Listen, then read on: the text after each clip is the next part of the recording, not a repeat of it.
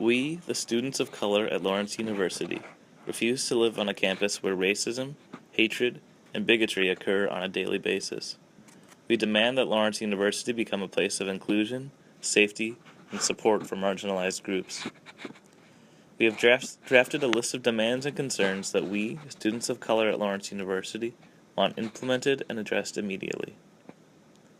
We will respond with civil disobedience, protest, and other means if these demands are not met within a timely manner. In the fall of 2015, the Committee of Diversity Affairs, or CODA, at Lawrence University in Appleton, Wisconsin, published a list of demands for the university to address the current climate of racism on campus. The situation on campus proved to be indicative of a larger problem in the general community. Racism is still alive in Appleton. I posted the list of demands, which was a public document that had been shared publicly before, onto our Facebook page with a statement from me being the CODA chair. We talked about all of these initiatives that were happening, but we still haven't seen results. Words and action are two completely different things. Our role here is to be academics and to be scholars and to get an education, and a lot of that turns into us like being the educators and being the ones who let's speak for our cultures and our backgrounds and things like that. So when we heard from students on Lawrence University campus, we heard from them loud and clear that their experiences in Appleton were not acceptable. And so as a city, we were working with them around building a more welcoming community for them. Feeling the need to address our concerns in a very strategic and very formatted way where people could actually voice their concerns. I think the students, through their protest, educated the community, and that is not what they're supposed to be doing when they're here. They're supposed to be getting an education for themselves, but they got to the point where they were tired of not being heard, and so they protested. So a bunch of students met at Main Hall steps. We marched down College Avenue in silence. It was a rainy, cold day, and we sat in silence, and cars were going by, slowing down, looking at us. And so when that happened, I think it did shake up people a little bit. It woke some people up. Some other people resisted the idea that a protest was the right way to do it. All of this kind of stemmed from a lack of accountability and a lack of feeling that the administration is actually hearing us. The quality of life in Appleton is very, very different when compared to communities of our size, both in Wisconsin and elsewhere. This is a real special place, and that doesn't happen accidentally. When I became mayor, I mean, the city's population was less than 10% people of color. I think it was hovering around 7 or 8%. And today, it's around 18%, and we are very quickly heading over 20% and close to 25% in the next 10 years. So our diverse population is growing, and growing very quickly. You know, for the majority of the community, Appleton seems to be a great place to live, but for some individuals, it isn't the most welcoming place. Just that, you know, those stories that we hear from those individuals, I think, are frustrating because it isn't what we want Appleton to be. So I think as a person of color living in Appleton, there's definitely always like a continual adjustment that I have to do, kind of adjusting like myself and who I am. Because I remember like recently I was at like a meeting for work, and this lady like asked how to pronounce my name, and she, after I like said it to her like how to pronounce it, she was like, "Oh yeah, you gotta like be patient with me, like that stuff is scary, like we don't have these names up here." We know of stories like that. We know of stories where people just automatically come up and touch a black woman's hair. People might not think that's racism, but that's outright racism, that somebody thinks they have the right to a black woman's body. We really need to put a stop to that, rather than just making it very normalized. I was at one of our middle schools, and I had a African-American girl in the group that I was talking to, and I looked at her and I said, "So, you know, how are you doing? How do you like Appleton? How's your family doing?" And she told the story of, "My mom and dad brought us here from Milwaukee because they wanted to be somewhere that they felt was more safe." And then she went on to say, "But we don't feel very welcome here, and they're thinking about moving."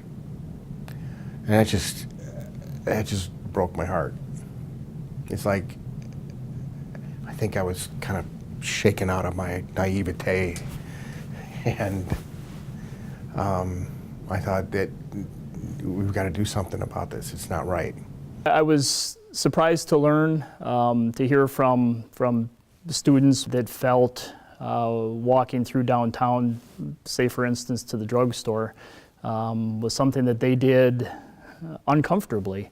And that's I guess was an eye-opener for me. People are getting verbally assaulted on a daily basis. I can hear, because my room faces College Avenue, I can hear people getting verbally assaulted from my room. You have to physically and mentally prepare yourself for that. Of like, oh, is today going to be another day where I get called the N-word? And this red car comes like driving by really slow, and it seemed like a very intentional act. And so they rolled by and they said, "You go suck that fat cock, you nigger." And there were two white men. And so these are very real experiences that are very, very terrifying. It was New Year's Eve, and we had went downtown to get food from a Mr. Taco.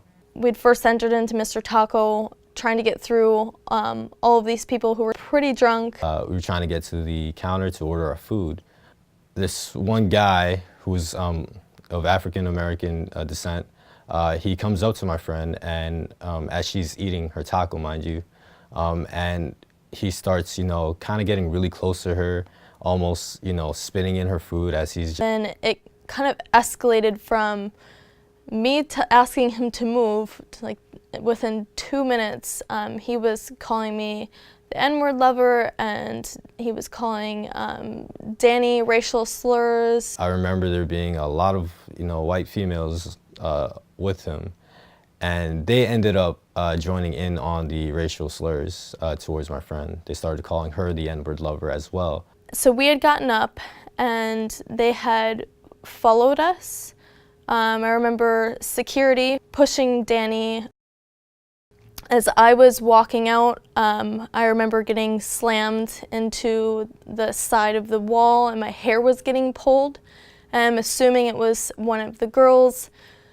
Then we walked out and I had lost Danny. There was like 10 of them and they had surrounded both of us. I had turned around to see where my friend was and somebody had whacked me in the face. They pushed me on the floor for some reason. I didn't say anything aside from, "Hey, can you guys stop?" I don't understand why nobody did anything. Humanity was just like kind of lost at the very end. When I got punched in the face and he got thrown to the ground, it was kind of like you wanted to stop the situation. Say, what the fuck are you guys doing? What do we stop? Like, why? Why didn't I know about this? I think that's the thing I was most upset about, was why has it taken this long for somebody to point this out to me? Then you start to think about why that might happen. Number one, I'm white. It doesn't happen to me when I walk downtown, and it won't happen to me. I think it's important that we understand that because we haven't heard that this happens, or we haven't had it happen to us, where we've been singled out because we are persons not of color.